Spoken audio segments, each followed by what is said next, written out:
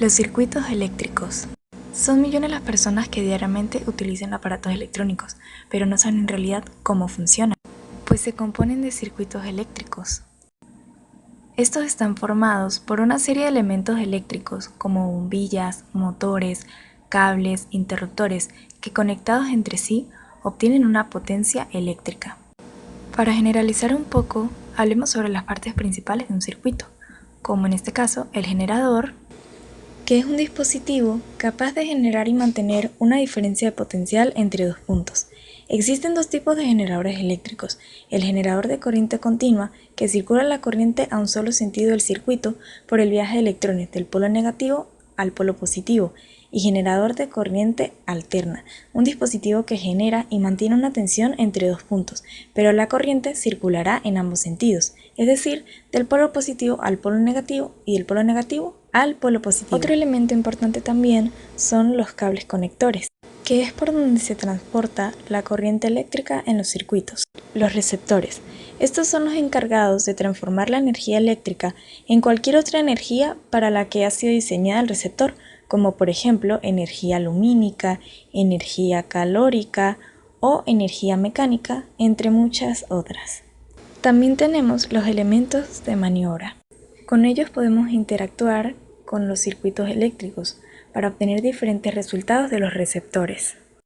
Dependiendo del tipo de fuente de energía empleada en circuito eléctrico, podemos encontrarnos con dos tipos: los circuitos eléctricos de corriente continua, donde la corriente circula en un solo sentido a lo largo del conductor con un valor constante, como por ejemplo los generadores de energía, baterías o pilas. Y los circuitos eléctricos de corriente alterna, donde la corriente que circula a través del conductor cambia de sentido de circulación de forma periódica con un valor variable en el tiempo, como los transformadores, las redes eléctricas o turbinas. ¿Pero qué es la corriente eléctrica? Se define como el movimiento de cargas eléctricas a través de un conductor. Existen dos tipos de corriente eléctrica: la corriente continua, donde el movimiento de cargas es constante en magnitud y sentido a lo largo del tiempo, y la corriente alterna.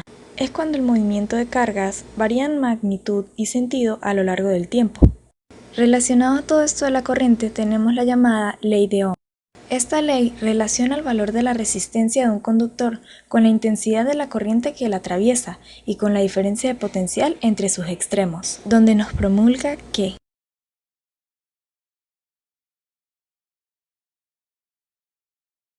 se puede leer como la I equivalente a la intensidad en amperios, la V equivalente a la diferencia de potencial en voltios, que depende del potencial eléctrico o voltaje y de la resistencia del conductor al flujo de carga, y la R equivalente a la resistencia con la que las cargas eléctricas fluyen a través de un conductor, que es medida en ohmios. Una vez conociendo su ley y sus componentes, es momento de ver la clasificación de los circuitos, comenzando por los circuitos en serie, donde los elementos del circuito están dispuestos de tal manera en que la totalidad de la corriente pasa a través de cada elemento sin división ni derivación en circuitos paralelos.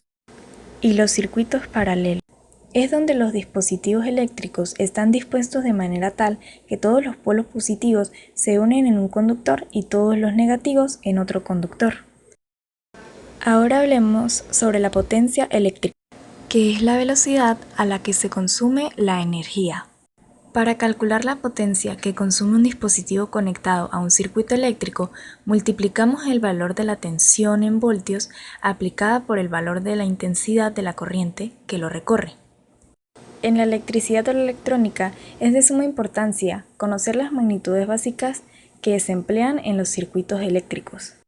Por ejemplo, para medir la tensión se utiliza el voltímetro, para medir la intensidad de la corriente eléctrica se utiliza el amperímetro, y para medir la resistencia eléctrica se utiliza el ohmímetro.